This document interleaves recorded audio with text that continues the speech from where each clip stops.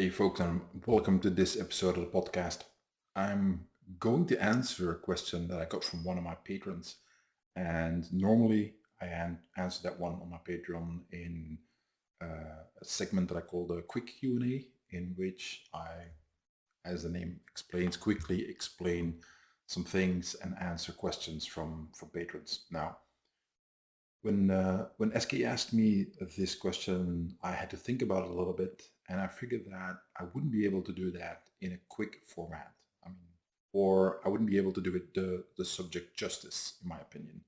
So I decided to make it a podcast episode, and I will do a special bonus podcast episode on Patreon for my patrons, so that they have some additional information, and hopefully that answer the questions well. So what was the question? Well, he asked, having looked at this and your MMA curriculum video, is how do you make money as a martial artist without being a pro fighter, bodyguard, movie person, or running a McDojo? What are your tips on supporting a family using martial arts? Or do you think it's better to make martial arts as a side income and have a regular job? Uh, Great question. So I'm going to try to come at this from as many angles as possible, cover a lot of ground, including being a pro fighter and so on. Now, I won't be able to cover everything because there's too much, but I hope that I can, at the end of this episode, leave you with enough information to, at the very least, know where you want to get started.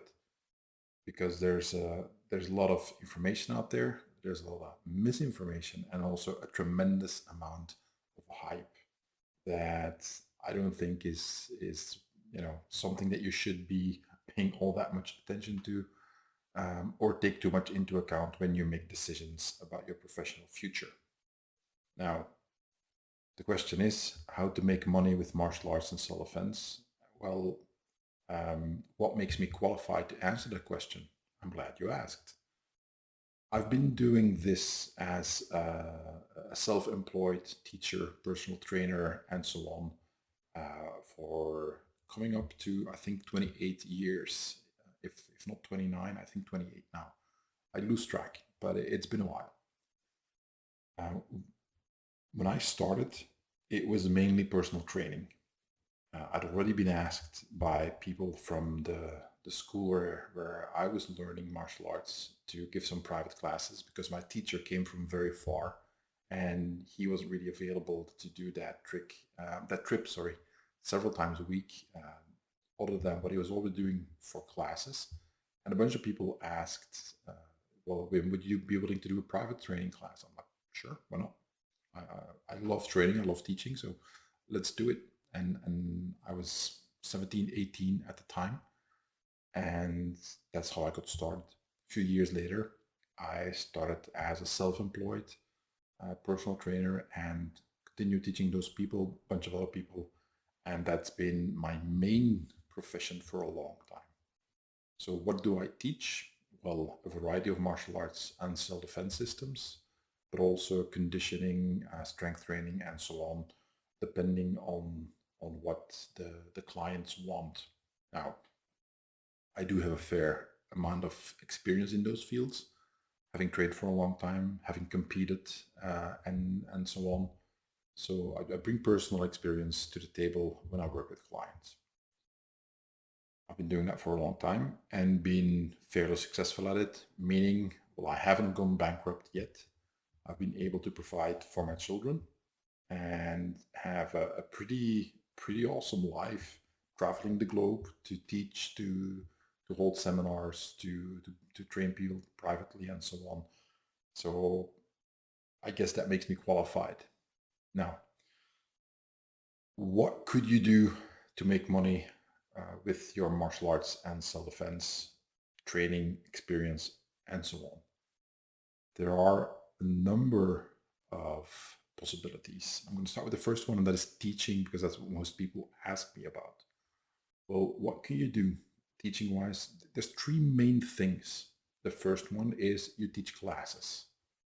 Now, teaching public class means that you either have your own school or you become a teacher in an organization that has different different schools, franchise system. There's a lot of possibilities. I've been teaching public classes, yeah, I think for over 30 years now, because my teacher made me an assistant when I was in my late teens, so around 17, 18 when I started teaching private classes as well. My teacher would have me, basically teach classes. First it was just the warm-ups, then part of the class. Eventually I would teach one of the classes that we had. So we had 3 classes a week, and I would teach one of them. He didn't come over anymore. It was on my end. Eventually it was 2 classes a week, and after a while I was running it all by myself. So I was teaching full-time in my school. Now, what does that mean, teaching classes in a gym, in a dojo, or what have you? There's a lot of stuff that is involved with that, pros and cons. The main thing is you have to start by finding a venue, a space that you either rent, or if you own one, that would be better. But then you know, that's a fairly large investment for a lot of people, and mostly not possible when you start out.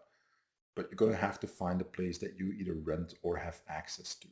Now, depending on what kind of classes you want to run, that's going to be easy or difficult.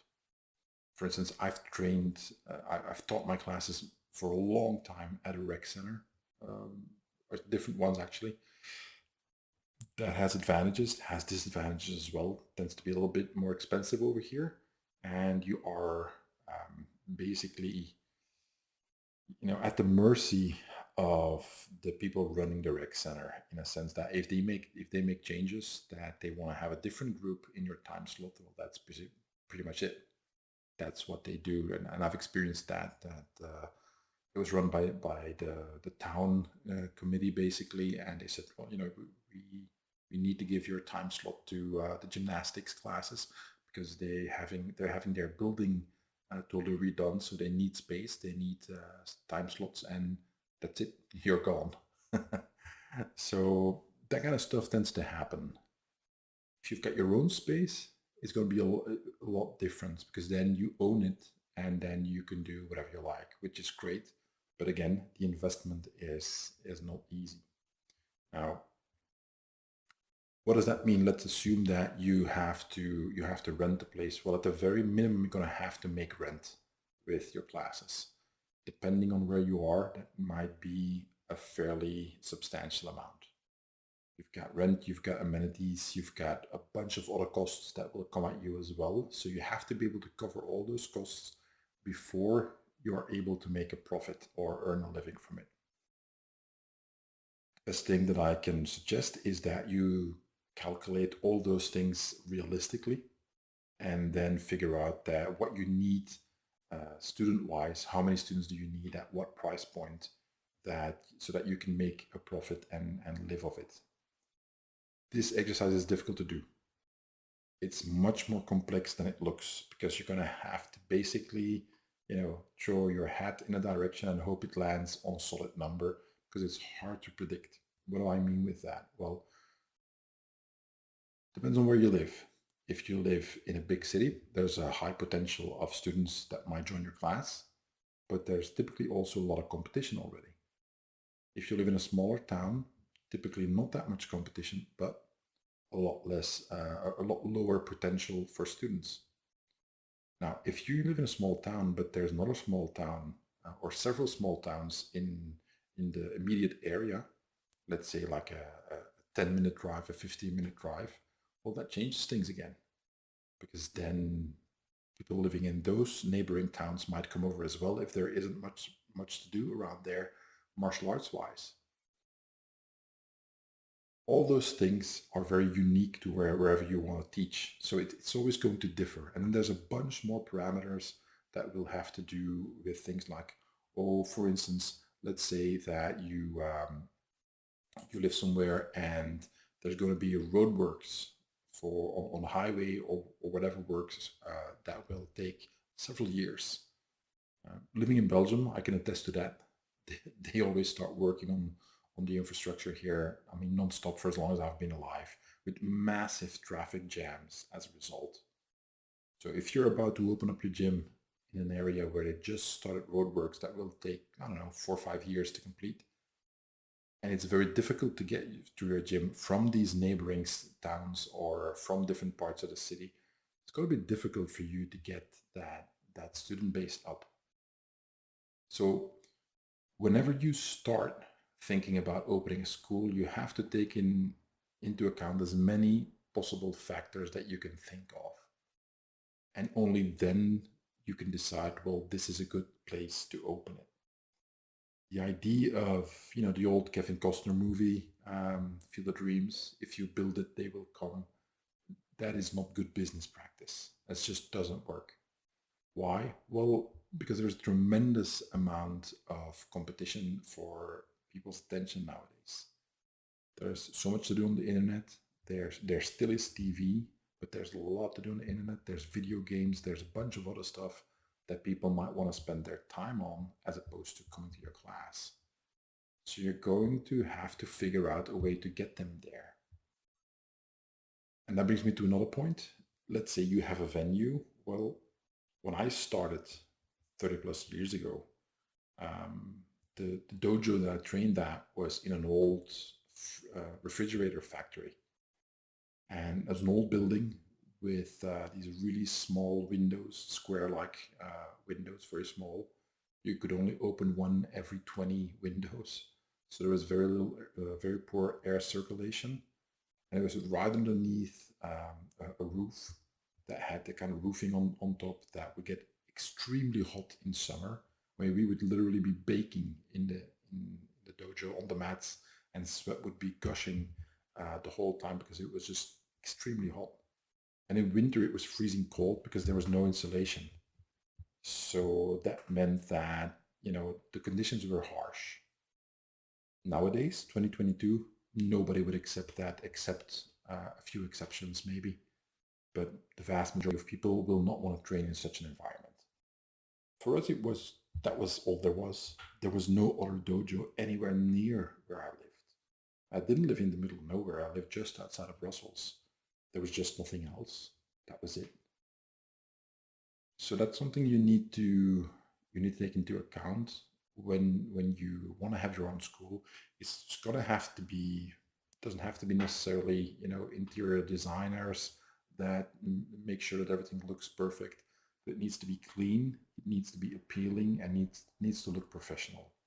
Not that you just cobbled together some old mats from somewhere and you toss everything on the ground. And there's no showers, there's no clean dressing rooms and so on. You don't even have a good desk. You just have a table where you've got some paperwork on top. That doesn't work anymore. It's 2022 as I'm recording this. It just isn't professional. So that's a lot of stuff you're going to have to think about when you want to decide to open up your own school. If you go to something like a rec center, typically that stuff is taken care of. That you don't have to clean the mats necessarily. There's showers, there's changing rooms, there's a good parking lot, and all these kind of practical issues have been taken care of for you. However, rent will typically be substantially higher then. So a lot of difficult choices to make. Now, aside from all that, you still have to get students. And in the bonus episode I'm going to record for Patreon, I'll talk a little bit more about that. But regardless of what kind of teaching that you do, you still have to market yourself. Now, this is where, when I started, that was primarily my weak spot. I hated marketing. I still don't enjoy it, but it's something you have to do. People have to know what you do, and you have to try to convince them to join your class. Well, that's not as easy as it sounds. Now, luckily, we have social media right now, which is where you can get a lot of eyeballs on your ads, and that it's not all that expensive. There's also the added benefit that social media advertising, when done right, can work. In particular, because you can target it to a local area. Let's say you live. I'm just gonna pick an example. Let's say you are going to teach in a specific spot in Austin, Texas. You live in Austin, and that's where you're going to open up your school, right?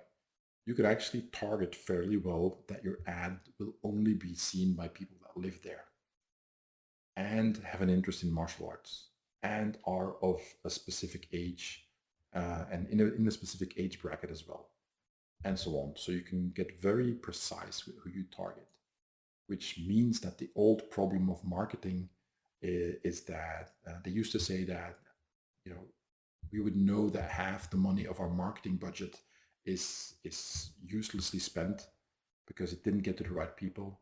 The problem is that we didn't know which half was useless. Nowadays, with social media and the tracking capabilities that they have, they can actually make sure that your ad tends to get where it needs to go. But that is also an investment. It's not as expensive as it used to be 20 years ago, but it's still going to cost you money. And you're going to have to try to do that before you actually make a penny opening your school and teaching classes. Because you can't just open a school and then wait for students to come on by. Now it happens, walk-ins happen, but it also depends on where you are. So making sure people know about your school is going to take a sustained effort. It's not a one-time thing. You have to keep it going. So that said, from my experiences, and I know several people who either have a gym or a dojo that they own and teach full time, or they used to, it's not as easy as it sounds. It takes quite a bit of effort. And what many of these school owners will tell you is that the true money is in teaching children. Now, I don't teach children in my public classes. You have to be at least 15 to join my class. I used to, but I don't anymore. I do teach children in my private training practice, but not in my public classes, because you can't teach children and adults effectively on the mat at the same time. It doesn't work. Yes, some people claim that it works, but it doesn't. I disagree completely, and that's my experience that I'm willing to back up with a lot of science that explains how the differences between teaching adults and children of different ages. So you might be forced to have children's classes, a lot of them. And then you end up being confronted with the fact that a lot of parents basically see you as a form of daycare or babysitter, that the kid maybe doesn't really want to come to your class, but the parents want to get rid of the kid while they go shopping or do something else.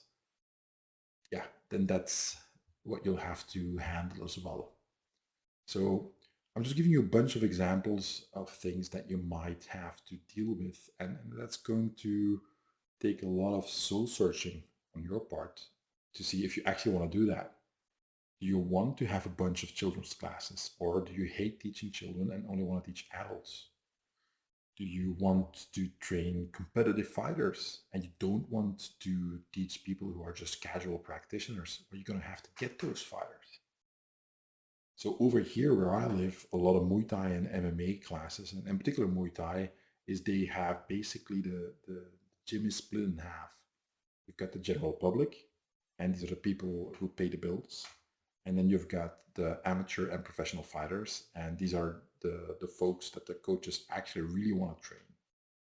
And they spend a whole lot less time teaching the general public, the casual enthusiast, and basically you don't get the same quality of training. I've seen this over and over in gyms where there's just basically this two-track system of teaching depending on how serious you are. So do you want to teach like that? I don't. But I also don't teach professional fighters anymore. I used to a little bit, but I stopped doing that for a bunch of reasons, mainly time, because it takes a lot of time to do it right. So these are choices you have to make when you want to run your own school. There's a lot more choices, but I've covered that. So let's move to the second type of training, teaching that you do, and that is private training. I started as a personal trainer. This is still what I do. Mainly this is like easy, 50, 60% of my job right now. Professionally, what I do is private training. Now, If you do that, you have basically two choices. You can combine them, but typically you're going to have to choose. You can have your own training space, or you can go to clients at either at home where they live, or to a nearby gym, or to whatever space they have available. I typically teach people at home. That's what I've done for the most part, which means that for me, it means that I go for the highest level of clientele that you can get, the people who have the space and the ability to have either a home gym or an area to train and so on. And they, they want to have a personal trainer come at their home and train there. Not everybody's like that. In the past, I would often go near the office of one of my clients, and we would go to a gym together, and then either they take a subscription, and back in the day as an external personal trainer, it wasn't a big deal over here that I would train a client. Nowadays, most gyms here all have their own PTs, and they don't want external folks anymore. When it came to martial arts, we would rent the aerobics room and we would work out there. Often that was during lunch break, or that was in the afternoon, in the evening, or on the weekends, which when you rent aerobics rooms or spaces like that becomes difficult because they tend to be filled up.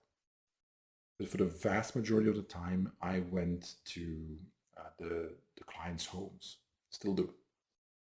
Now, that means a lot of time on the road, which is not a lot of fun. If you live in Belgium like I do, we have horrible traffic, which also means that where you live is going to determine your client base, your potential client base. If you live in a rural area, well, if it takes you an hour to get from one client to the next, you won't be able to do a lot of them. Just not going to work. And they won't be able to come to your home because it's going to be a lot of loss of time for them. So again, densely populated areas, bigger towns and cities is going to have a bigger clientele base for you, potentially, but also competition. So there's no free lunch, there's no easy solutions there. If you go to the opposite end and you have your own training space that you make in your garage or whatever part of your house, or you have access to a place that is yours, or that you can rent, and you basically put a bunch of equipment in there, and that's where you teach people, that's going to be also a possibility. But then, same thing, you're going to have to market yourself and do a lot of marketing to make sure that people find you. When you're starting out, that's very difficult. Now, I've already explained the way you can do it with social media, having advertisements. You can do flyers. I did that as well. Certain ways that can work quite well. You can put up flyers in supermarkets or in stores where you know that people who have the financial capability to pay your services, that's where they shop. Seen it as well. When I was in the US earlier this year, I pretty much saw in a bunch of supermarkets flyers for personal trainers. So can that work? Yes, but if you start from scratch, it's rough. It's not as easy. You can do a mix of having your own training space and going to clients. That's also possible, but it's difficult to do both well, depending on where you live and how far you have to travel. So it's going to have to take some figuring out for you, depending on where exactly you live, if you want to have your own space or you just want to go to people's homes.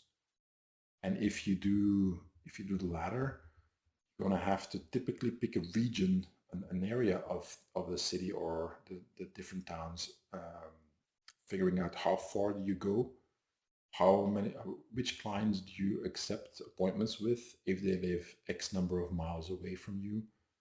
Because if you don't, you might end up having a lot of work all over the place, ending up with you traveling a tremendous amount of time and not necessarily making all that much money out of it. If at all possible, you always want to schedule your appointments in such a way that you have the least amount of travel time. So you maximize your daily income.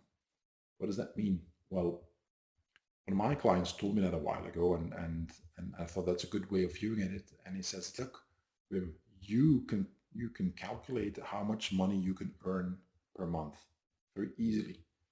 Because if you look on average, how many hours a day that you train people, let's say you do that every single day, you will get to a certain number, and that is going to be your maximum income. You will never earn more, which for me was one of the reasons why I started my Patreon, because that does scale. It doesn't matter how many people join me on Patreon. I've got 60 plus people that are patrons right now. But if there's 60,000, that doesn't change the amount of work that I do. If you teach private classes, you and your time, that is the most precious thing there is, because you can't just, clone yourself and teach twice as many people. It doesn't work. So you're going to have to manage your time very carefully. And if you go to clients' homes, that is going to be a big factor. For instance, I'm in my third year of no longer having been to Brussels. I hate Brussels. I agree with the statement that it's a hellhole for a variety of reasons. Now, people get upset.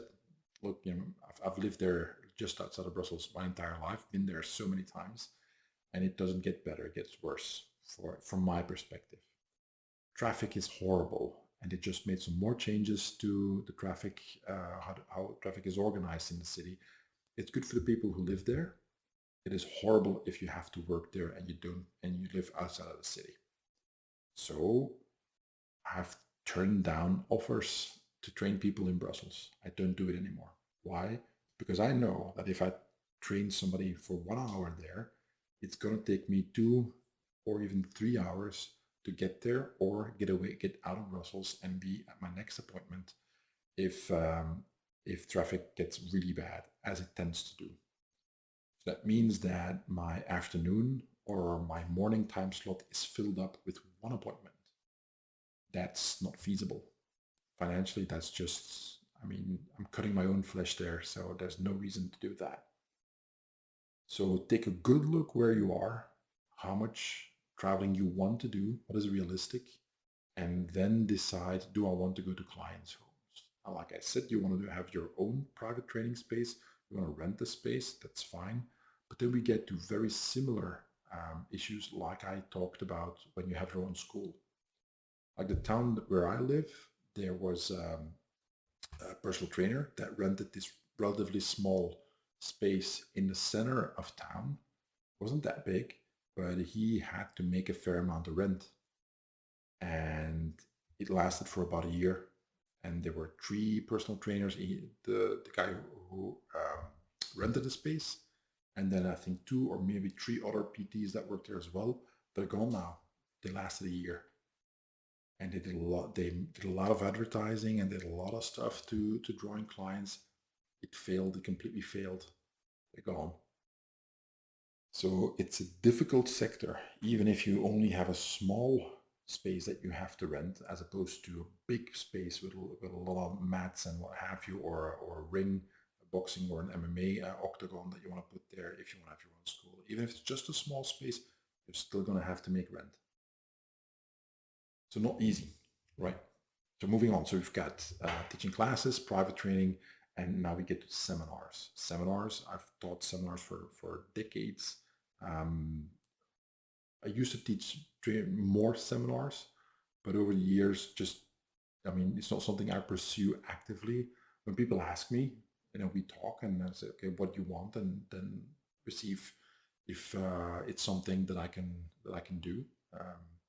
I've taught seminars all over the space. In Europe, in the United States, all over.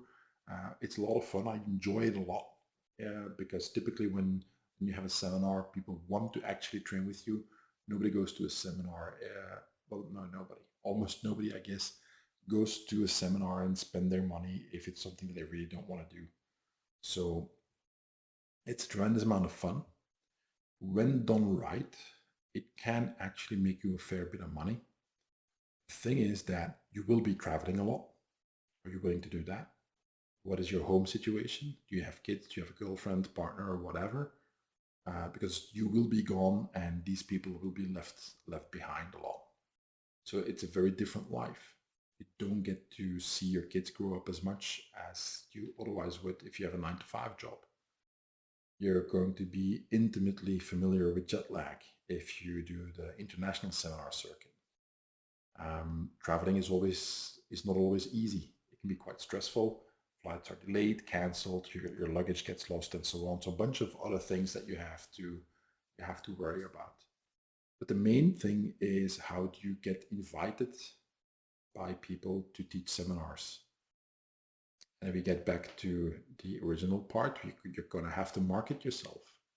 You're going to have to advertise and let the word get out that you are available for seminars. I enjoy seminars, but also there, it kind of depends on how you want to teach. Now, me personally, I tell my seminar hosts, I'm low maintenance, just give me food and a place to sleep, and I'm good. I don't need fancy hotels, I don't need expensive stuff. For me, I want the seminar host to be happy at the end of the seminar, and then just give them like, okay, are you happy? You're happy, your students are happy, then it's good for me. I don't need all the, all the fancy stuff and so on. Not everybody is like that. Some people only want to fly business, especially the big names. Some people ask a lot of money. Well, that's something you're going to have to decide. How much do you charge, and how do you want to be treated by the host? What is your level of comfort that is important to you? I've told hosts, look, give me a mattress on the floor and I'm fine. I don't need anything special. I've driven around in cars all night with a host to get from literally from one state to the next, being jet lagged as hell. And other seminars that I did, it was just getting off the plane and they're waiting for me and everything's taken care of. And I had a very nice hotel.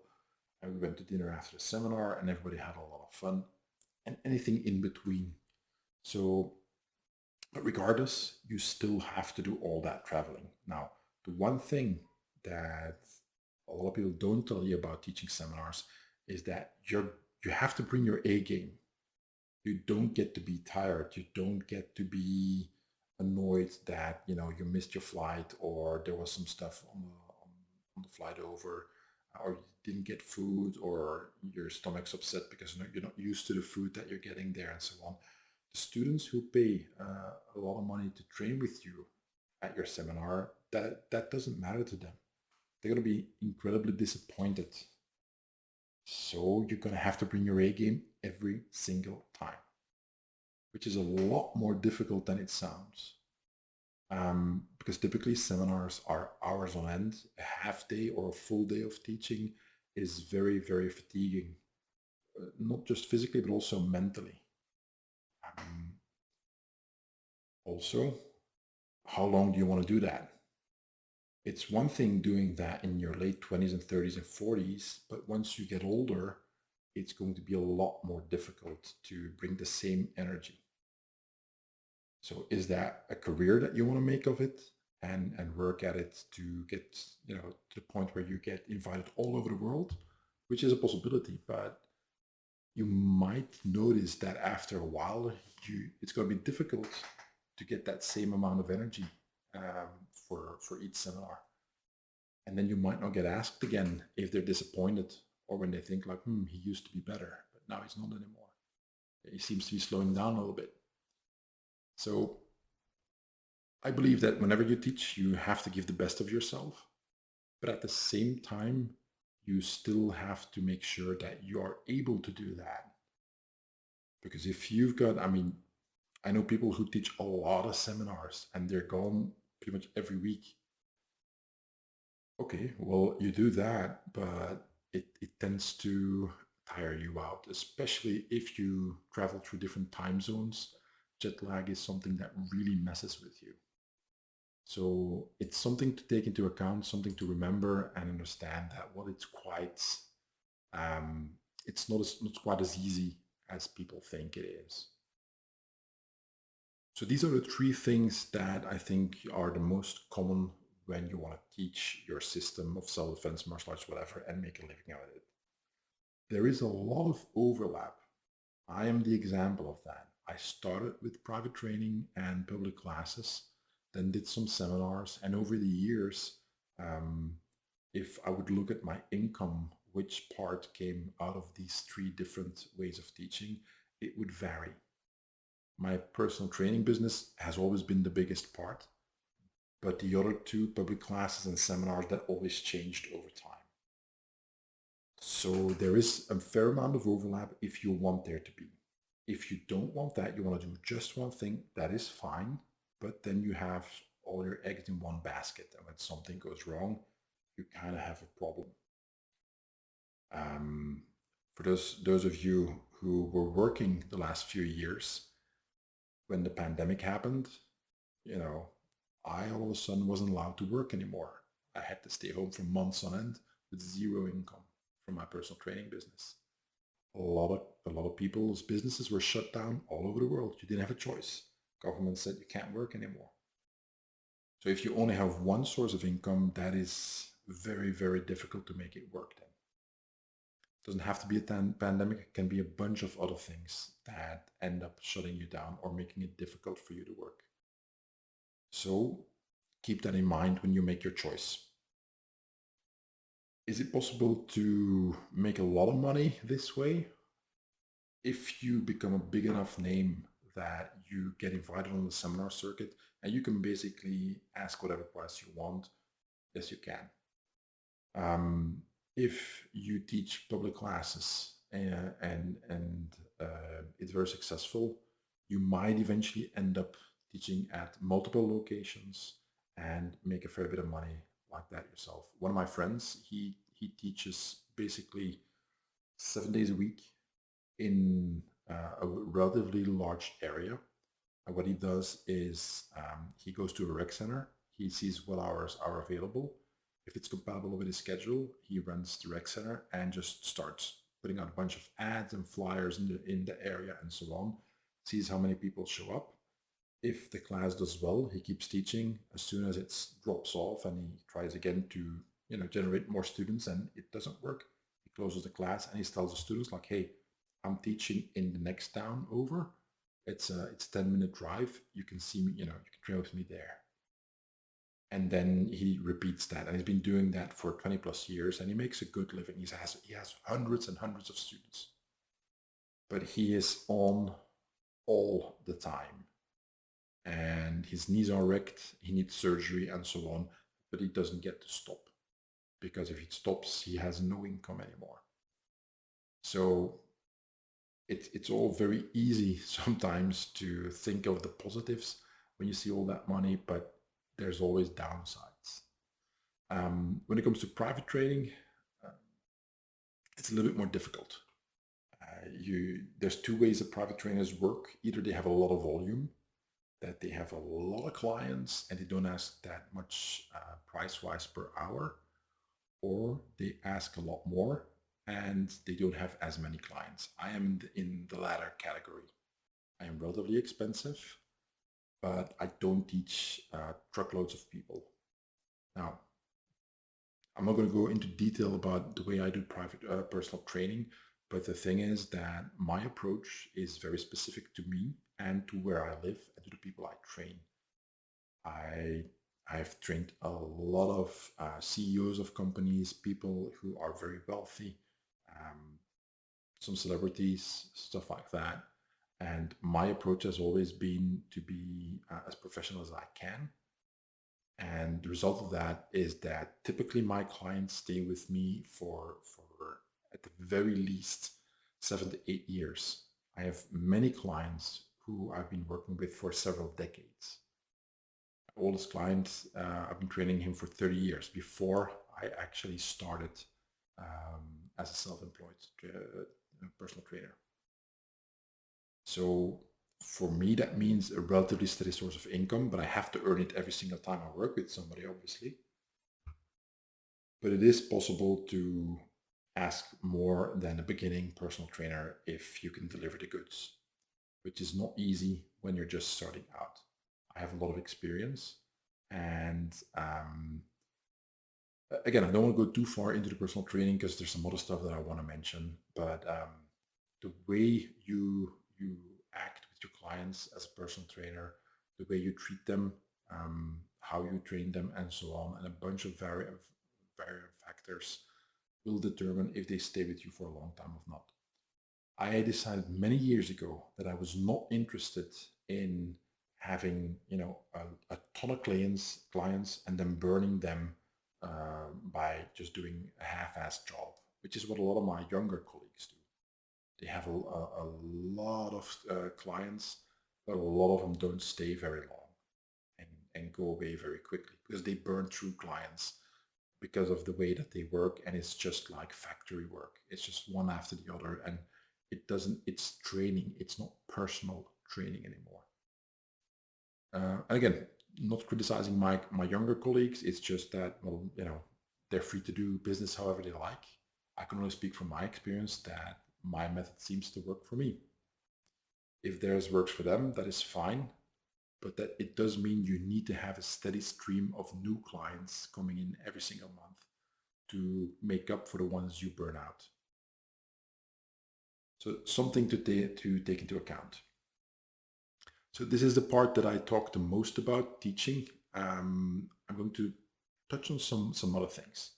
So I'm also an author. I started writing with Lauren Christensen many years ago. A lot of fun. I like writing. Haven't done as much the last few years for a variety of reasons, mainly having to do with the pandemic that I had to change my business.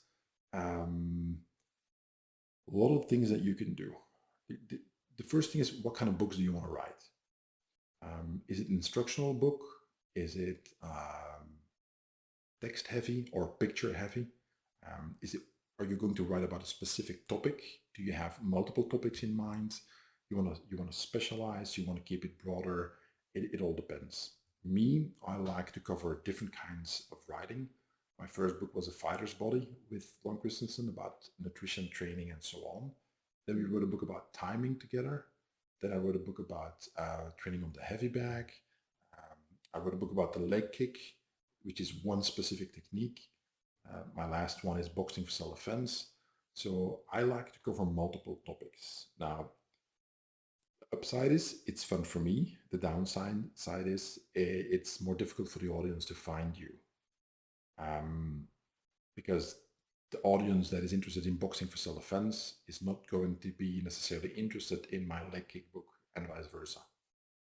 So all these things play a role. It's important. You make decisions. So what do you want to write about? Figure that out first. Picture or text heavy means that if you have a lot of pictures, making pictures is a fair amount of work. If you have the money to hire a professional photographer and hire some studio with good lighting and all that kind of stuff, that's going to be great, but it's very, very expensive to get that right. I typically take the pictures myself. Over the years, I've learned a lot about how to make good pictures. So for me, it's not an issue, but if you're new to that, the learning curve is pretty steep on making good pictures for books, not for the internet, for books. It's not the same thing if it's printed on paper, and ebooks and paper books are very different as well. So it's easier to just have text in your first book, learning to write, and just have the text, but that limits the possibilities. If you are trying to explain a technique with just written words, that is so much more difficult than explaining that technique while you show a picture. Or you can do what I did, and I make a resources page for my books.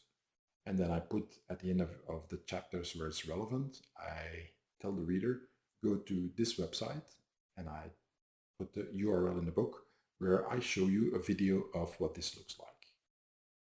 So then people come to my website and they find exactly what it looks like. If with a picture or with text, I can explain it. But all that takes additional work, obviously. Once you figure out what you want to write, then it's figuring out who are you going to write for. You can't please everybody all the time. It's not going to be possible. There will be people who will hate your book no matter how well it's written. There will be people who will think that your book needed to be about something else as well, that you decided for a variety of reasons to not include.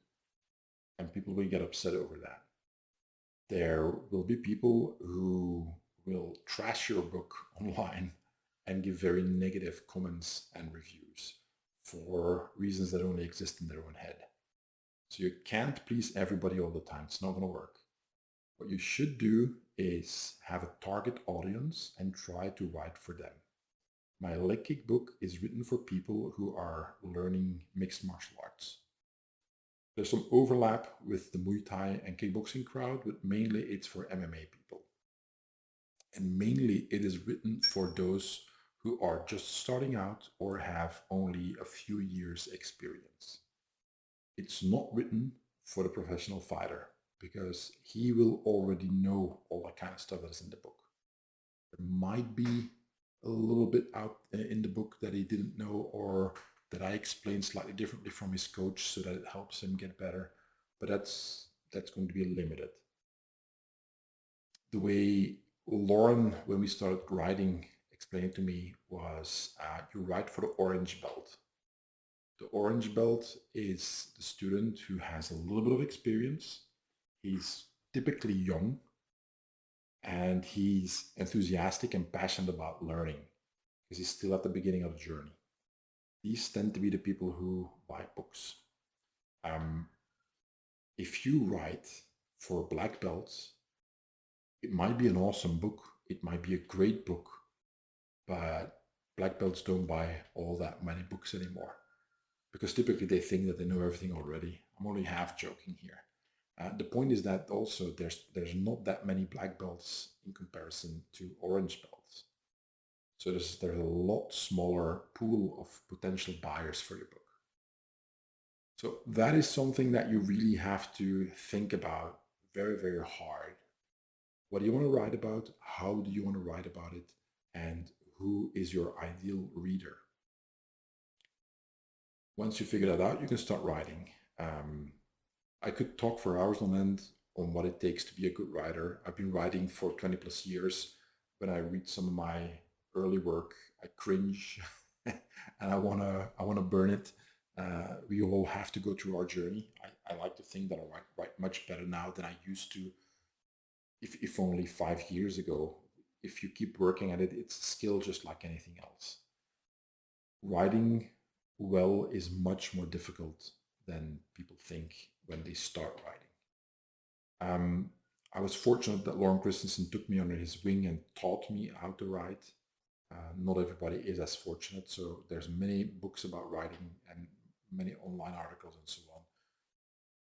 Perfectly possible to do that, but you still have to do the work. You still have to spend a lot of time writing and, be willing to delete a lot of your work because it's crap. I can't tell you how many times that I wrote something and deleted it because afterwards when I read it, I was like, no, this is bullshit. This isn't good enough. Delete it. I couldn't fix it, so I tossed it. So that learning to write is actually something that takes quite a bit of effort. So just because you have good ideas for books doesn't mean you're going to be able to immediately turn that into a book that people want to read. But let's assume that you can get to that point, right? Well, you have some choices to make. You can go with a publishing house, with a publisher. I used to. I was with Paladin Press and Turtle Press. Both of these are now gone. The rights reverted to me, so I'm now independently published. I typically use Amazon and Draft to Digital for ebooks and paper books, and there's other ways that you can do this. You can get into other distributors and so on. That would get extremely technical. I'm not going to go into that for a variety of reasons. I do it the way I like to do. And that's been working for me quite well. Should you go, there are still publishers that publish martial art works. Should you go with that? That's a choice you have to make. You might be able to do that with your first book, and then that is something that gets you noticed by people, because a publisher tends to have the marketing done relatively well, um, especially for you compared to you who's just starting out, who has no presence necessarily, that you can use as a base to draw people towards your book. So a publisher should be able to do that, but many publishers don't. For instance, nowadays, publishers actually look at your social media presence and like, okay, how many people follow you already? Do you come with a built-in audience? If not, why would we take you as an author when this other guy already has a couple thousand people following him on all his social media channels, and he's already well known? So it becomes a lot more complex than you might think. And then there's a huge difference between publishers of the big novels, the Harry Potter novels, and the latest Lee Child novel. Those kind of publishers are not the same as a martial arts and self-defense book publishers. The latter tend to be much smaller. There's a lot less money in it. Advances, which means that they give you money up front and you earn it back with your royalties. Advances are, I mean, when I started writing, it was $500 advance to write the book. That's not a lot of money, and nowadays, very few publishers actually give an advance. So that's gone as well. I think for the beginning author nowadays, independently publishing on Amazon and other outlets is going to be the easiest and best route. Amazon is a 10,000 pound gorilla in the publishing world. Why? Because that's where the vast majority of books are being sold right now. A few years ago, if I'm not mistaken, it was that of every two books sold, one of them was sold by Amazon in the United States. I'm sure it's much higher now. So that's the biggest marketplace for your books. Well, you need to be there. If you're not there for whatever reason, what can I tell you? You're going to miss out on a lot of royalties then. Amazon makes it pretty easy for you to publish your book, but don't expect them to do advertising for you. If you want to advertise on Amazon, you're going to have to pay for it. They have a similar advertising platform to social media companies.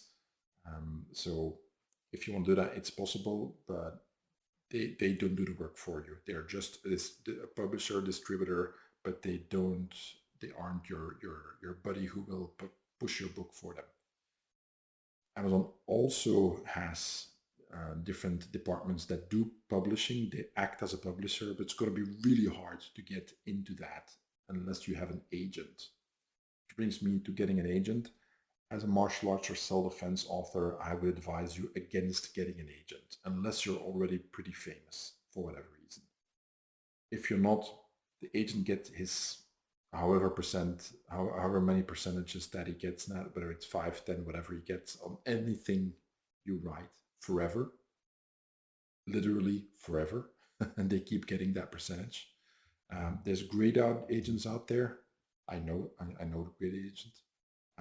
There's a lot of scams and rip-off artists in that business as well. Be extremely careful with that. And again, as a beginning author, I would advise against it. It's going to cost you a lot of money and you won't get far. When it comes to all these companies that will help you make your book and do the formatting, editing, and so on, again, lots of sharks and very few trustworthy companies there. I would suggest that you pay somebody to proofread, and it's not that expensive if you know where to look. You can go to places like Fiverr, where you have proofreaders that for very reasonable sums of money will do the proofreading and do a fairly good job. Formatting your ebook and the paper version. There's companies that do that for a reasonable amount of money as well. Audiobooks is different. If you want to have an audio version of your book, if that book lends itself to an audio version, because if it's a lot of pictures that are in the book, it's not going to be easy to do an audio version on it clearly. That's a little bit different. There's an outlet called, I think it's Findaway Voices. They work together with Draft2Digital, and they have these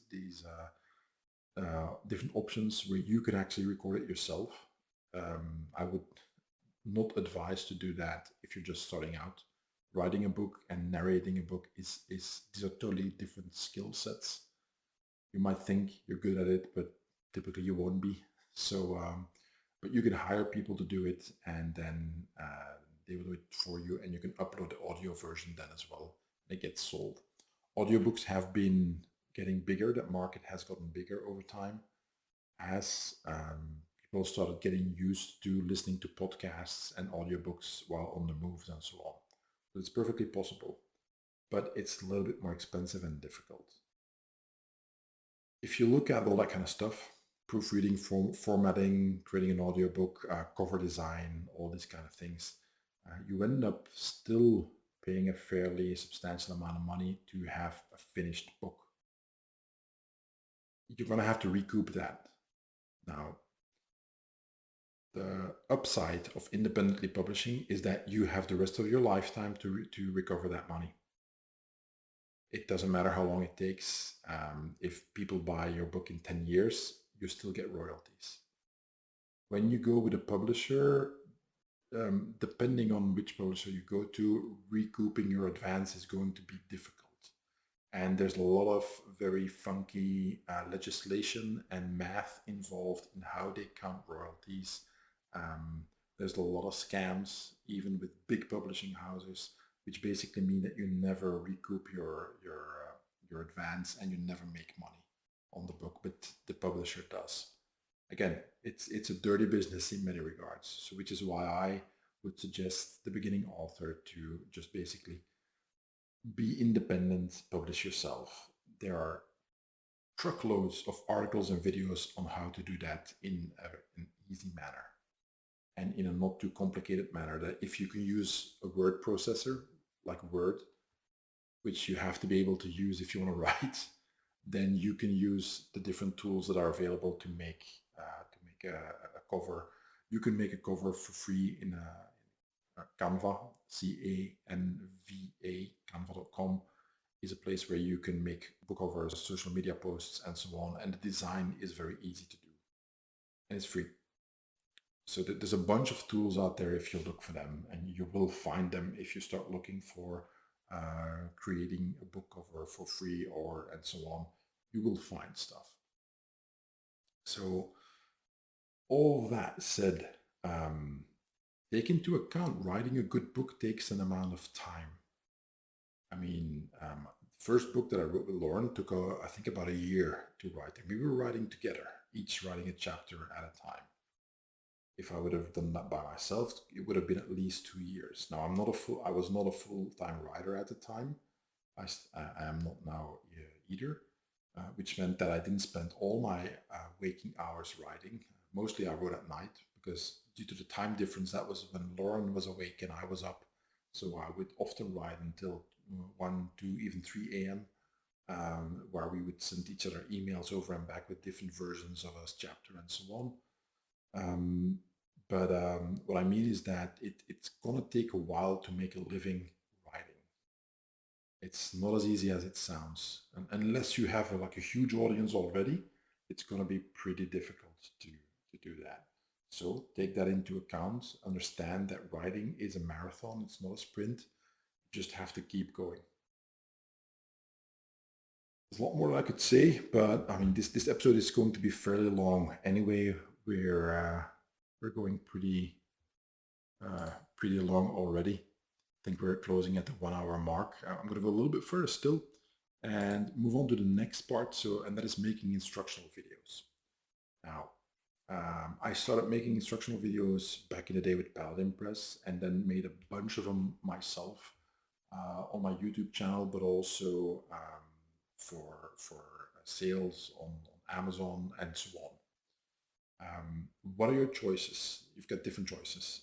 Well, I use Vimeo. Vimeo is a competitor to YouTube in many ways, but much more aimed at the professional market.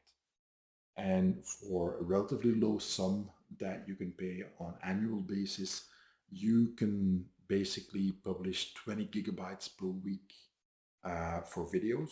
And that's what I use, for instance, for my Patreon videos. So they are hosted by Vimeo. It's a good host. They work well.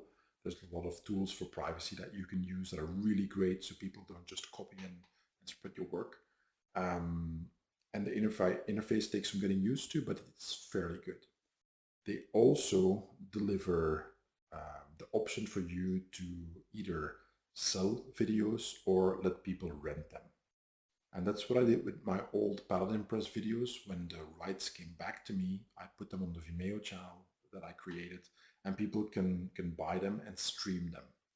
You have an option to use streaming or downloading. My videos are streaming only. Why? Because a vast majority of people can stream, and you know, some people get upset about that they can't download it. I understand, but look at it from my perspective. I've written about this recently. I've written hundreds of blog posts. I've got dozens and dozens of podcast episodes. I've got a truckload of videos that I have on my YouTube channel, and so on. I've got a bunch of stuff that is free. You get no charge. And then when I put an instructional video up and I sell it, people still download it and spread it, pirate it and spread it around easily. I understand why people do that, but there's not much upside for me than making that stuff, because it also takes a fair bit of time to make a good instructional video. So mine are only set to renting, streaming. You can buy it and then stream it, not download it. I think that is a fair deal for everybody. And I'm sorry for the people that doesn't work, but I mean, don't get upset at me, get upset at the folks who ripped me off in the past and downloaded them, shared my stuff all over the place. What can I tell you? I mean, nobody works for free unless you're a slave. So I think the same applies to an author. If I take a tremendous amount of time to create an instructional video that you want to see, I don't think it's too much to ask to pay for it. And treat that with a little bit of respect for the author. So, and Vimeo gives you that option. Not every place does. You can also publish instructional videos on Amazon. So it's, I think it's available via Amazon Prime then. That process is a little bit more difficult because, for instance, you need to have subtitles. Having subtitles for an instructional video is not as easy as it sounds. You can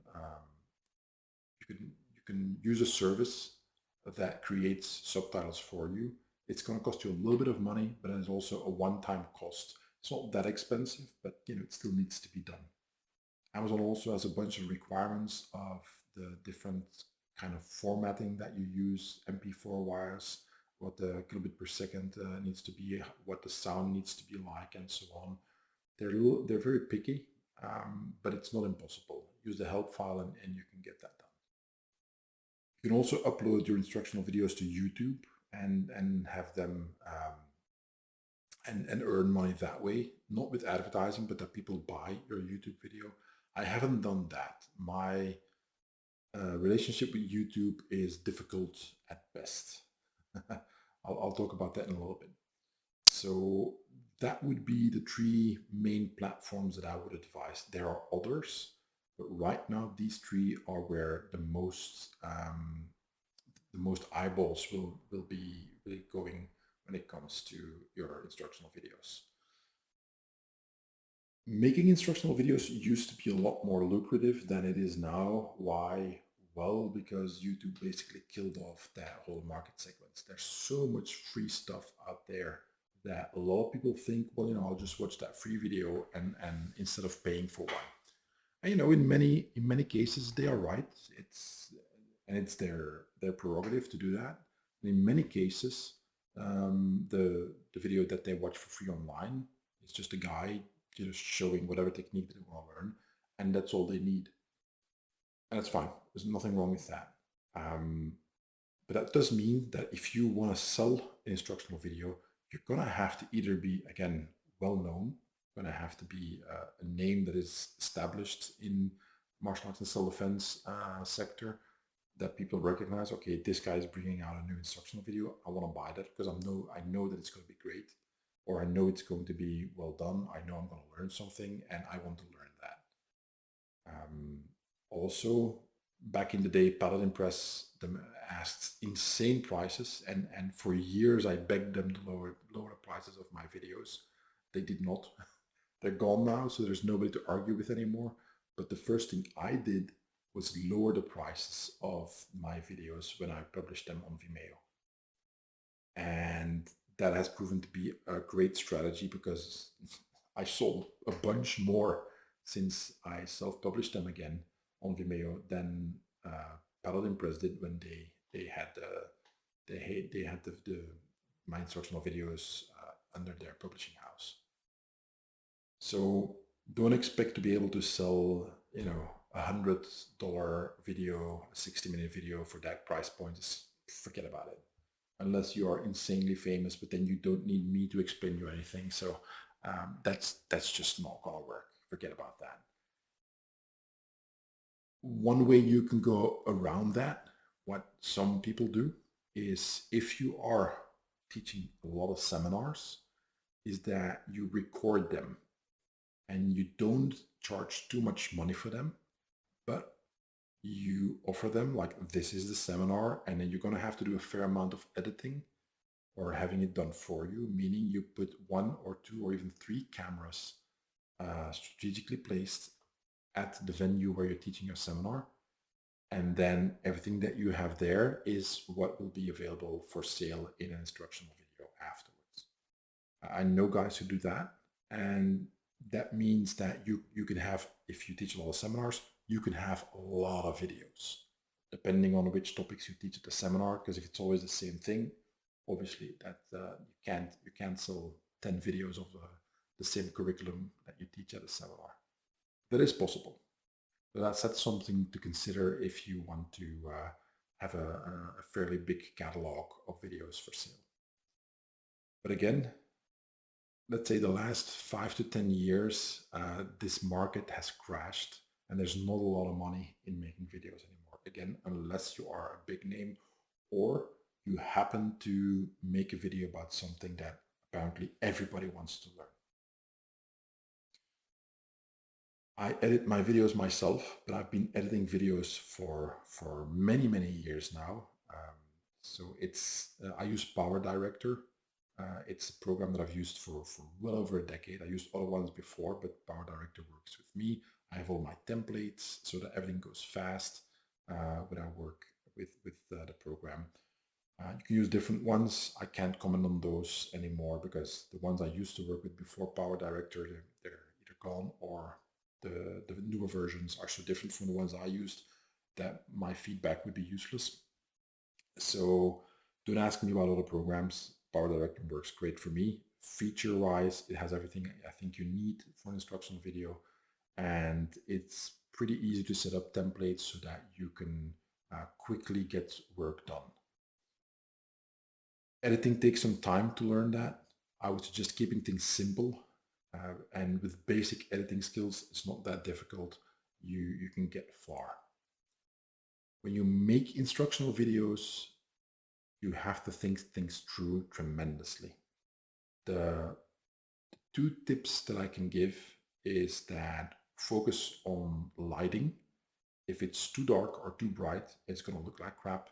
And sound quality. People need to hear what you're saying. It's as if you're teaching in class. If people can't understand you, they're not going to enjoy the class. If your video quality is not perfect, I think that's not as bad as when your audio is not good. If the audio of your instructional videos is bad, that is going to piss people off. They're going to feel ripped off, even if you don't have ultra HD quality that you can offer, or your background isn't perfect, but it's still clear. But if they can't understand you, forget about it. I would also suggest learning about a different type of shots that you can make. You can make a tight shot, you can make a wide shot, How do you zoom in for instance, for a part of the video where you will be talking? How close do you zoom in with the camera? Well, typically, like I'm sitting here, you see my head all the way down to about my chest. That is a shot that is widely used and it works quite well. And you can always, if you shoot in high enough quality, you can crop the video a little bit to make it work better. But I've seen people who have some interesting stuff to say, and then they mess up the way that they record themselves by, for instance, imagine what you're if you're watching this on YouTube right now, and if you're listening to this, check out the link to the show notes in the description of the file of this episode, and then go to the YouTube channel, and you'll see the shot that I'm talking about. Imagine the shot that you can watch as I'm talking now, and that this would be half the screen, the bottom half, and the top half is just a white wall. Imagine me sitting here like I'm sitting now with a white wall behind me, but instead of my head almost touching the top of the screen, there's like the 50% more of white wall on top of me. That is poorly filmed. You don't want to watch that. This is the kind of stuff when you look at a TV show or live reporting from people who know what they're doing, that you don't notice it, but all this stuff is done perfectly well.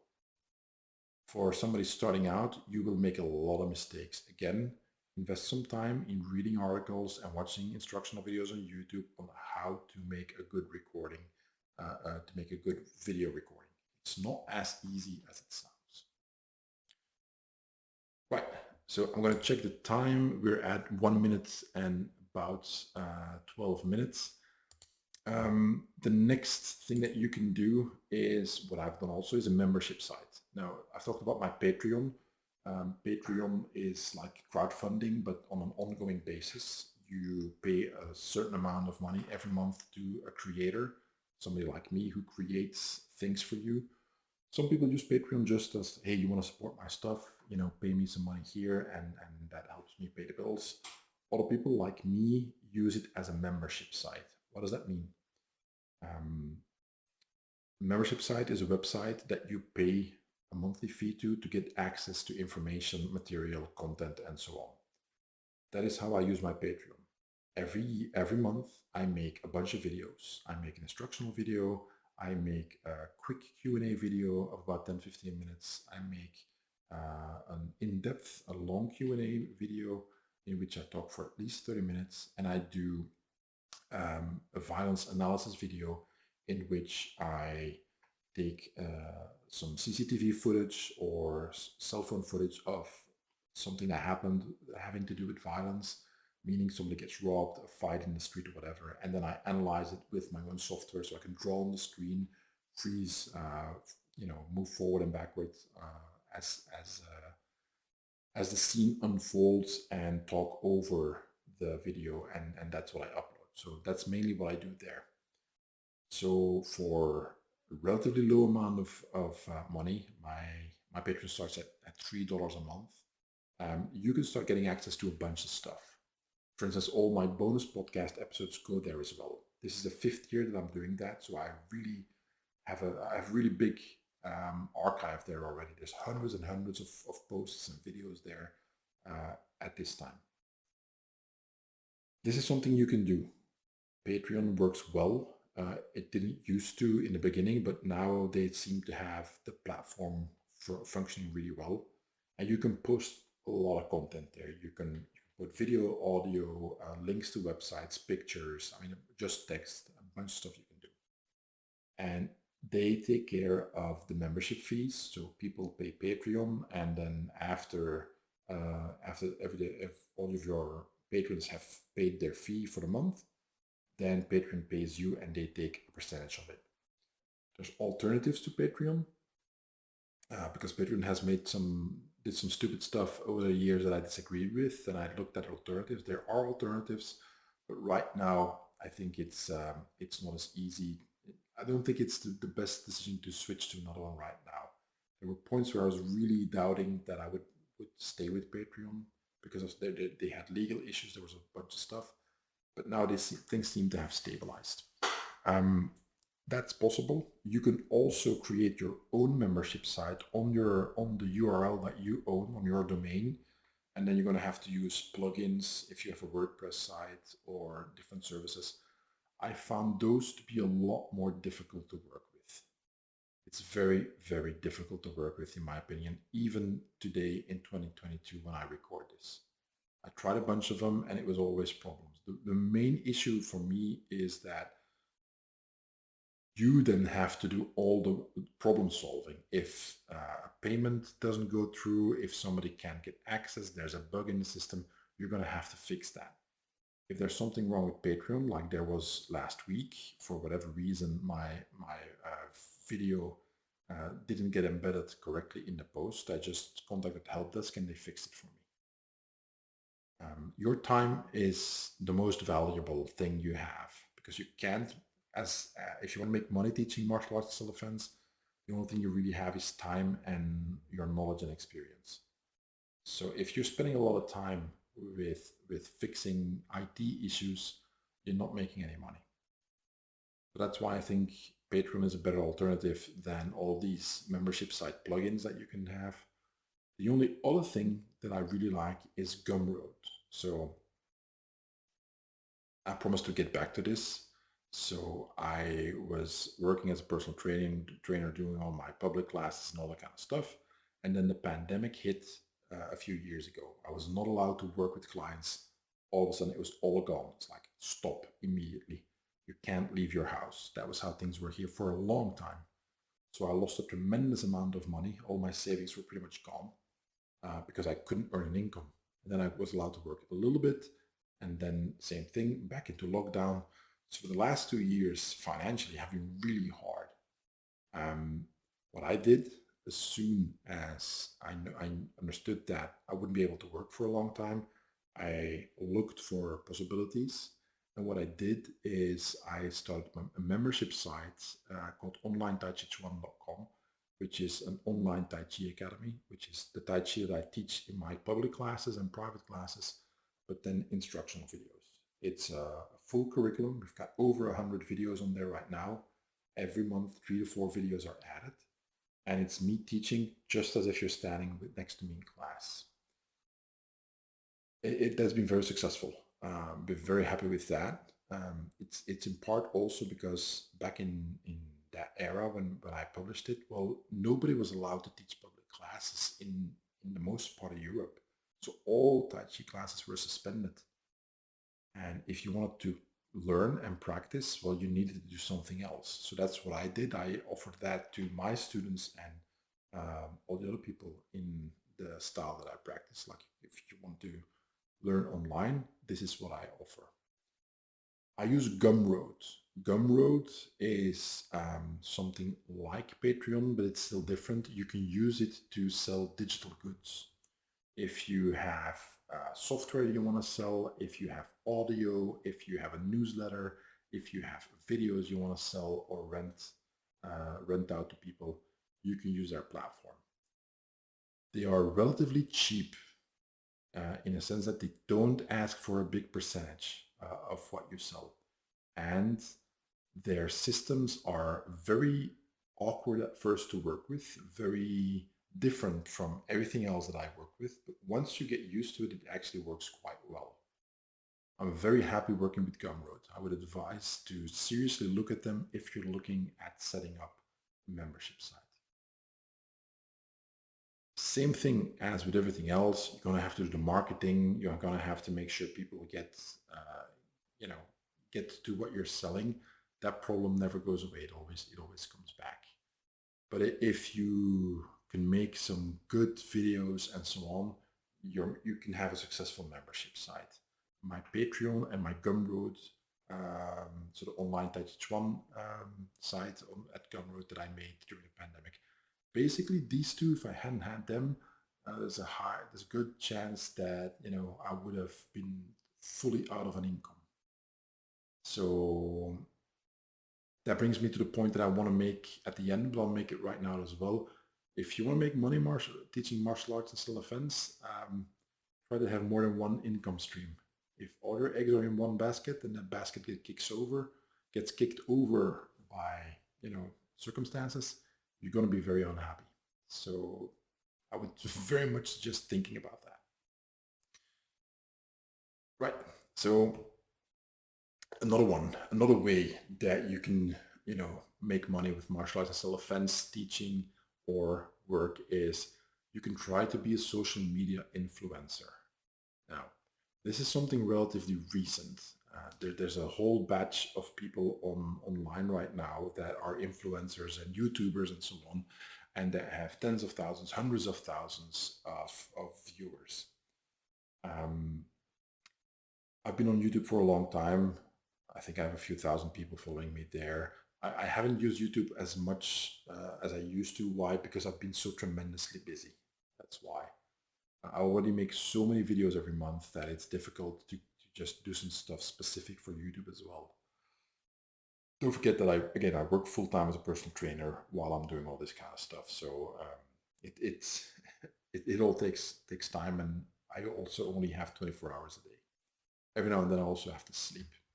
Now, what you need to do nowadays to be a YouTuber or social media influencer is you're gonna have to build an audience, and you're gonna have to do it fast, because that market is flooded with new creators every single day. Not everybody can be one of the Kardashians. Not everybody can be, it used to be PewDiePie, who is the biggest YouTuber. I don't know who it is now. Not everybody can be like that. Now, you don't have to be to make it a decent living, but it's going to be a really difficult uphill battle to get to the tipping point where you have enough YouTube followers and viewers that you make enough in typically advertising. YouTube puts advertising on your videos, and for the record, YouTube puts advertising on videos whether you want to or not. Because my advertising on my YouTube channels, I have several of them, is all switched off. But YouTube sent me a while ago an email, sent everybody the email like, hey, you might switch that off, but we can put ads on your stuff anyway. If they decide to put ads on it, they're gonna do that, even if you don't want to, and you don't earn a cent on those ads. So that's one of the reasons why I really don't like YouTube as much. The thing is, they're the biggest player in town in that regard. When I say you have to build an audience to make a living with that, and you're gonna have to do it fast, that means that you're gonna have to make a lot of videos, lots and lots and lots of them. And that is not as easy as it sounds, because if you just regurgitate what a lot of people say, nobody wants to watch your stuff. So you have to be uniquely you, and you have to be somebody that they want to listen to and watch your videos and so on. It's not as easy as it sounds. Do you know right now something about martial arts self-defense that you can talk about for at least 10-15 minutes and do so for weeks and months and years on end? And you can do that consistently, posting these videos maybe 3 to 4 times a week. Because nowadays that tends to be what it takes. The times that you could post one video a week or a month and actually have, and grow your channel, those days are gone. So you're going to have to be extremely active on the platform that you use. Typically that's YouTube. Okay, that's a lot of work, and that's a grind. That can really grind you down, because you have to be creative. You have to be making stuff that is interesting, that is fresh, that is new, while so many other people are doing that already.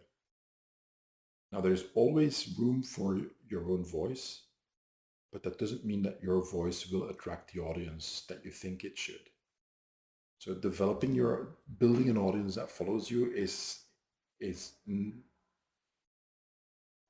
mostly on your end that you're going to have to do that, meaning you're going to have to be interesting enough for people to listen to what you have to say and watch you doing so.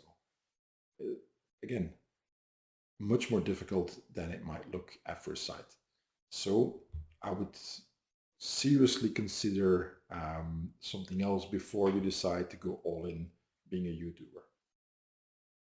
The other aspect is that you are at the mercy of the algorithm of YouTube, and the algorithm is basically um, the software that you, I'm oversimplifying, the software that YouTube runs on its platform to decide who sees which video, who gets recommended which video. When you go to YouTube, you click on a video, you get a bunch of recommendations. Okay, somebody decides that, well, actually, that somebody is something, it's an algorithm, computer program that uses a bunch of variables which you don't know because YouTube never explains what the algorithm does and how it decides what to show.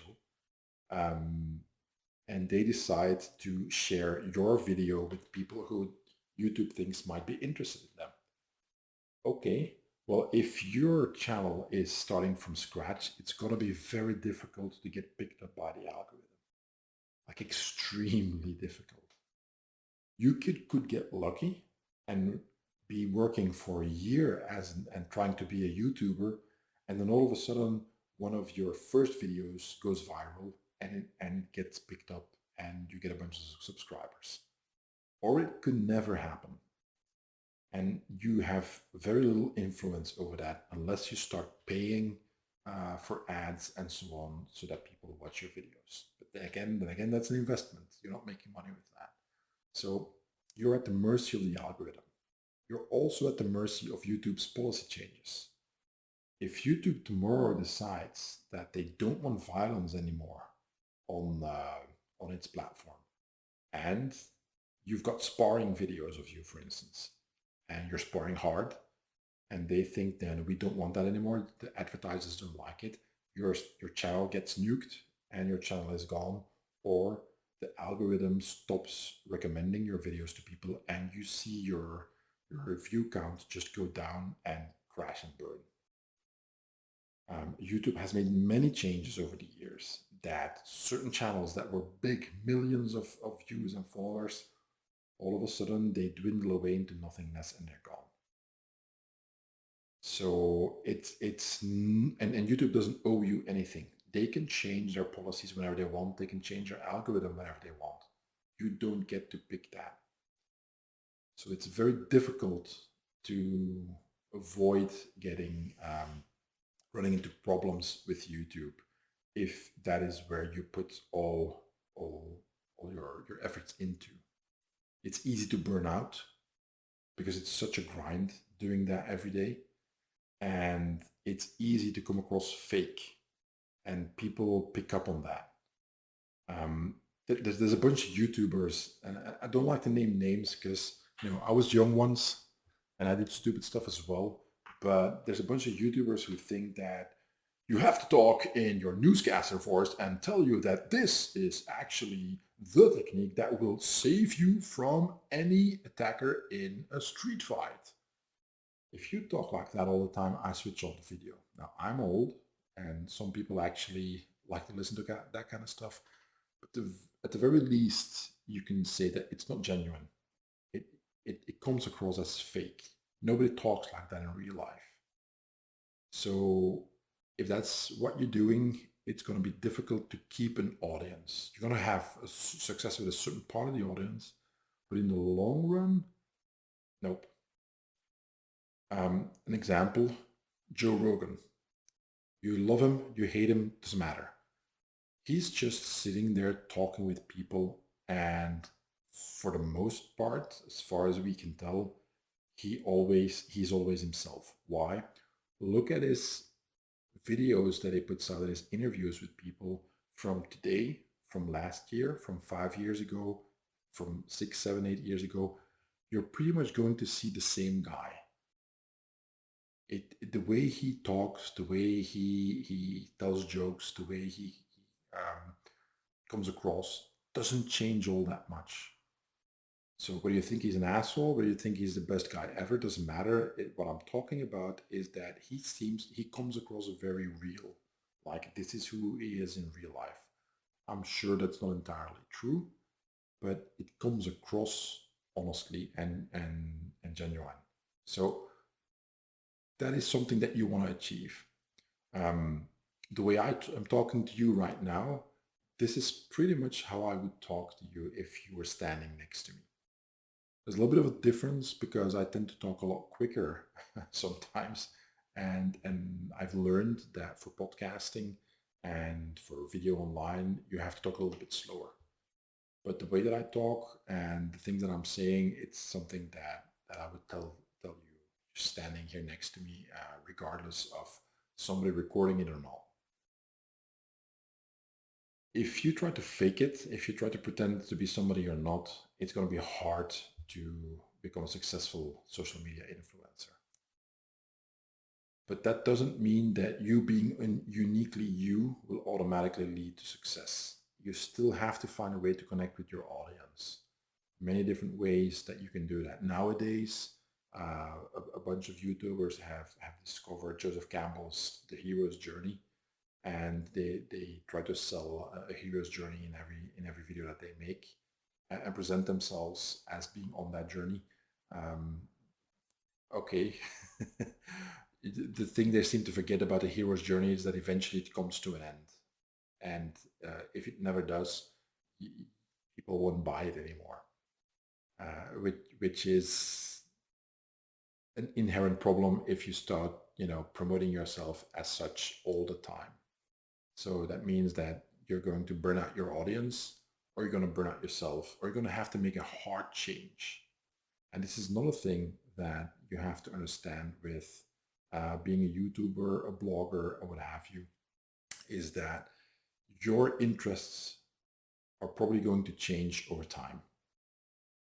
If you get famous and you get an audience for something specific, let's say I do violence analysis on Patreon. So I have a lot of videos that I put out on analyzing real violent events. If that's what you bring out, but after like 5 years of that, you get tired of it, you want to do something else, don't expect your followers to automatically be on board with that. They might be like, I don't want to see the new thing that you want to promote. So pivoting can be very difficult if you focus on building an audience on social media. So that's it for social media. I'm gonna check the time again, and we're at 90 minutes now. I'm quickly gonna go over it. You could compete. Nowadays, MMA is big, but it could be Muay Thai, it could be boxing, could be a bunch of things. The reality of competition as a professional is I competed as an amateur at world level. I participated in world championships in Samna. But we were amateurs in my country because we were a small country with very little means, so we weren't professionals. We had to fight professionals. But anyway, very few people make a good living out of it. The issue is that you have a limited time. You have 15 to 20 years at best to make all the money you need when you're fighting. So that means that you have to get good really fast.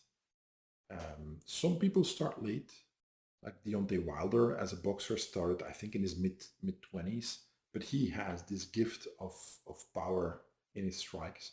He's not the greatest technical fighter, but he can just hit you once in the 12th round in the last 10 seconds and knock you out. Or he can do it in the first 10 seconds of the first round. But that's the exception. Most people start young and start competing when they're young, and then by the time you're 35, you're coming at the end of your career, if you're lucky. Some people go a little bit longer, but some go into their 40s. But at that point, you're fighting guys who are like 15 years younger than you, and it makes a huge difference. Yes, there are exceptions, but on average, that's not what you should expect.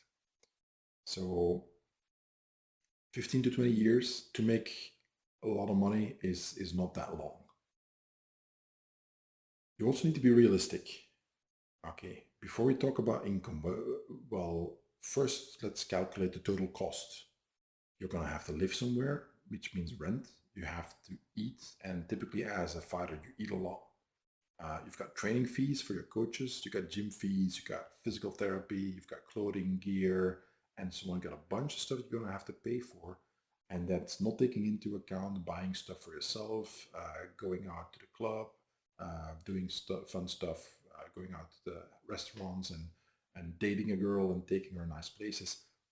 All that kind of stuff is not calculated into the bare necessities to basically live as a professional fighter. And then compare that to your income. Well, you might have some sponsors, that would be great, but you typically don't start with that. You get a purse, you get money for showing up at the event, and you maybe get money if you win. You don't always get money if you're the loser, but if you win, you might get a bonus. Okay, so let's say that when you start out, at best, that's a few $1,000s, at best.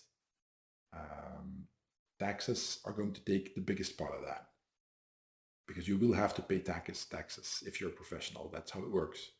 So you pay taxes, then you have to pay a percentage to your coaches, to your manager, and so on. So basically, of that one fight, that let's say you got $10,000 out of that, well, most of it will be gone. You still have to pay for rent and food and training fees and so on. Still happens. You're not going to have a fight every 2 weeks. That's not going to happen. So making your money as a fighter is a lot more difficult than people think. The biggest issue is also that you can get injured and you can be out for a long time. And if things are really bad, you get injured and your career is over. So that is an inherent risk of being a professional athlete. It is in particular the case when you look at combat sports and even more specifically mixed martial arts, because there's so many ways in which you can get hurt. Because of the striking, but also the grappling, somebody can break your arm or rip a tendon, you can mess up your knees. So many ways that you can get hurt. Okay, well, you're going to have to live with that. And you will often have to train while injured and fight while injured, which is not a fun thing to do, I can tell you from experience. So take that into account when you decide to be a professional fighter. Now, if you make it to the top, then there's a lot of money. And then there's glory and fame and all those kind of things, and sponsorships and a bunch of other opportunities. I mean, Conor McGregor is going to star in the remake of Roadhouse, apparently. So if you make it to the top, there's a lot of money. But how many guys make it to the top? Well, the champion, the guy who gets to be number one, and then let's say the top 10 fighters in that weight class, in that organization. There's UFC in MMA, there's one championship, there's a bunch of other organizations, but there aren't 50,000 organizations that pay a lot of money. So when you calculate that and just look at your own weight class, you'll see that there's not 50, 100,000 fighters in MMA in your weight class that make a good living. It's a small number. If you want to be one of those who actually make a good living, it's going to be difficult. So no upfront, that competition, whether it's MMA, whether it's something else, it's a difficult way to make money. Is it possible? Yes, but it tends to be for a relatively few people. Same thing is true in other sports. When you look at tennis, look at, I don't know who is number one now in men's and women's tennis right now, but number one and all the way to number 10 maybe, they will make a fair amount of money. And then you go ask the guy who's number 100 or the girl who's number 100, and those who are below the top 100, how much money they're making. It is substantially less. They still have to do all the traveling to get to different parts. They still have to pay their coaches, hotels, and so on. So it's a very competitive world out there when you are a professional athlete. Right. So we're going to end with something else. This is just a list I made of some of the things that you can do to maybe make money with your martial arts and still offense. You could be a sparring partner, whether it's boxing, kickboxing, MMA, and so on. But generally, you need to be at a decent level before that and have some competitive experience. But there are guys who are brought in for training camps for professional fighters, and they are paid to do that. You typically get beat up a lot if you are a sparring partner, so I don't think it's necessarily a long-term goal that you should have. but it is a possibility. You can become a physical therapist for martial artists, specializing in helping them. If you practice martial arts and get a physical therapy degree, you can actually be valuable to them because you understand the kind of injuries that they have, and you can help them through it differently than somebody who is a physical therapist but has never done martial arts. Same thing, massage therapists. Many competitive martial artists, professionals, they have massage done. Same thing, if you know what it's like to train in martial arts, you can help them better and hopefully earn a little bit more money. Same thing, strength and conditioning. You can be a coach to help them get in the best shape possible. Strength and conditioning is very different depending on the sport that you do. Sprinter, 100-meter sprint, does strength and conditioning. It's not going to be the same as a boxer, and so on. A hockey player might do some strength and conditioning to prepare for the new season. It's not going to be the same as a Muay Thai fighter, and so on. So you can bring something to the table there as well, specifically for martial artists. I'm going to quickly go over the list. You can focus on nutrition. You can be a manager of fighters. You can be a social media manager for people who are teaching or who are professional athletes. You could be a webmaster. Something that's come up recently, videographer. Basically, a lot of, for instance, MMA fighters have a guy following them around, making videos of their life and so on to put on social media. So that's also possible. You can maybe be a web designer for a web shop, so that you can do your own stuff. You can make T-shirts, other apparel. You can sell training equipment. You can sell calligraphy if you want, having to do with martial arts. There's so much that you can do. Setting up a web shop nowadays is relatively easy compared to 20 years ago when the internet was young. But it's perfectly possible. Same thing, you're still going to have to advertise, but you can set up shop and sell stuff that you make or have commissioned or what have you. So all these things are possible. Now notice that I never, in everything that I explained so far, I never really talked specifically about the differences between martial arts and self-defense, because for the most part, the similarities are big enough so that the advice that I gave and the things that I talked about overlap tremendously. There are some differences. For instance, when it comes to self-defense, it's easier to do, for instance, like a limited time course or seminars, like a 2-day seminar, a 1-day seminar, focusing on something very specific. Let's say, I don't know, knife defense, whatever. You could do a seminar about that, and it's going to draw a specific crowd. If you teach firearms, you can teach, for instance, a weapon retention seminar, and a bunch of really specific topics that is going to be a little bit different than, for instance, let's say that you're a Muay Thai coach and you're going to teach a Muay Thai seminar in which you're just going to help people get better and just teach basic technique.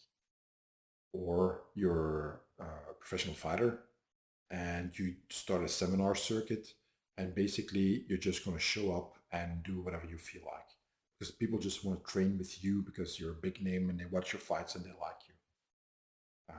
A lot of guys do that. I mean, Wanderlei Silva, Jerome Le Banner, Sanchai, all these folks are big names in combat sports, and they've done seminars, and then there's like dozens and dozens and dozens of people show up and they make a lot of money. That's very different from doing, say, like a weapon retention seminar for law enforcement, for instance, or private security agents and so on. So there are some differences and they are important, but I didn't want to focus too much on that kind of stuff, talking about that when it comes to how you can make a living. Because there are some things that won't be relevant in self-defense area that are relevant in martial arts and vice versa. But overall, I think the similarities are more than enough there to not necessarily specifically break them down in separate categories. That's pretty much it. the main overall message that I want to give you guys, if you're thinking of becoming a martial arts professional, is that it isn't easy. You're going to have to commit. If you do it half-assed, I don't think it will work. If you don't commit, I would suggest don't begin at all then. Also, the early years are very likely to be very, very tough and hard. There's going to be a lot of up and downs. My first few years teaching professionally were very difficult. I didn't make a lot of money at all. A lot of times that I almost gave up. So for most people, it is like that. Unless you're very lucky, you immediately find a lot of clients. But typically, it's tough. Be ready for that. Before you do, I would suggest being really honest with yourself. Are you really good? Why would people pay you to teach or to buy your stuff, whatever it is? Are you really good enough? That doesn't mean that you have to be the best. That doesn't mean that you have to be better than instructor XYZ. That's not what I mean.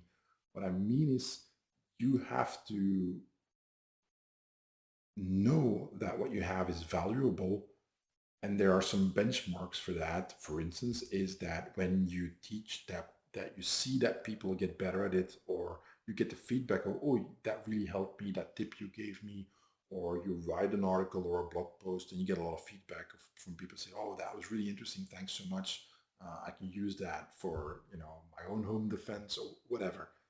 But if you have zero feedback and zero indication that your stuff is actually worth selling and people will pay you for it, I would think twice. Why? Because there's a lot of delusional guys out there as well. There's a lot of guys that I've seen that started trying to promote themselves and sell their stuff, and then now they're all gone and no success. There's a guy that when I started blogging was also really big in the self-defense field. He's gone now. He's totally gone. He had so many more views and subscribers than I had still today, and nowhere to be found anymore. He's live though. A few years ago, I checked up like, what's this guy doing now? He's doing something completely different. Nothing to do with self-defense anymore. And his books are still available, but hardly sell anything anymore if you look at the rankings on Amazon. So you have to, and that would be the final piece of advice that I give, you have to think of yourself as a product. And if you sell products, you have to think of how can I make this product the best possible and market it and sell it and find new ways to monetize it and so on. How can you be the best professional at what you do? So if you think of yourself as like, I'm special, I'm important, I don't think that's going to work all that well. Have a business-like mindset and look at yourself, if you're an instructor, look at yourself as a product and try to sell it. If you make something, let's say, oh, you make training weapons. There's a guy I know who does that. Okay, make the best training weapons you can. Make really good ones that people want to buy. Doesn't mean you have to make expensive ones, but make good ones that when people buy your product, that they're like, wow, this is great. Without, blowing my own horn too much, a lot of people who come to my Patreon are impressed with what they get there. Why? Because it's a lot, and I bring that consistently. Every month, my patrons get the videos that I promised to make them. Every month for 5 years on end now almost. Why? Because that's the commitment that I gave. And I know that not every single video will be as interesting for every single patron, because they all are there for different reasons, looking for different kinds of videos and information. But I try to always be open, and that's why I always tell them, like, ask if you have questions or you want me to do a video or write about something specific, tell me and I'll see what I can do. I can't promise that I will be able to come up with something, but if you don't ask, I can't even try. So consistently for all these years, I've tried to have, my output, the stuff that I create, has always to be of a minimum standard that I've set for myself. I tried, I think so far I've managed to hit that target every single time. And that is a mindset you need to have with whatever it is you do when it comes to making a living with martial arts and self-defense. Whatever you end up doing, just don't half-ass it. I would say, try to set yourself up so that you give it at least 3 years, at least. It doesn't have to be full time. You can do it, outside of your regular job if you like. But for 3 years, just push as hard as you can to advance that business that you want to start up. And if you can't do that, don't do it because it's just not going to work. Why? Because if you can't be bothered to work hard when you're already working in a regular job to make your dream come true, and that dream is then making a living with something that you're passionate about, martial arts and self-defense, then you won't be able to do that in the long run. It's not going to work. You need a specific mindset. You need to be self-motivating. You need to be able to simply, even if you feel tired, even if you don't want to, and so on, to still do the work, and it needs to be good work. So that's pretty much what I would suggest. I know this is a longer episode, but again, I promised SK that I would give an answer. And SK, I hope you managed to listen all the way to the end. I will have a bonus episode on Patreon as well about this, in which I talk a little bit more. And then hopefully, I've covered this from all different angles and give you a lot of information to work with. And if you want more specifics, then just ask me and then I'll see what I can do. All right, guys, that's it for this epic length episode. We're at an hour and about 50 minutes right now, so that's a lot of time. Hope you're still alive after hearing this. As always, if you want to do me a favor, hit the like button, share this podcast with anybody else who might enjoy it. And I have another You're Not Aries episode coming up. And then after that, it's going to be the interview I did with Terry Trahan about, the life, as we call it, and what that's like and how to get out of it. But that's it, folks. Thanks for listening. Bye-bye.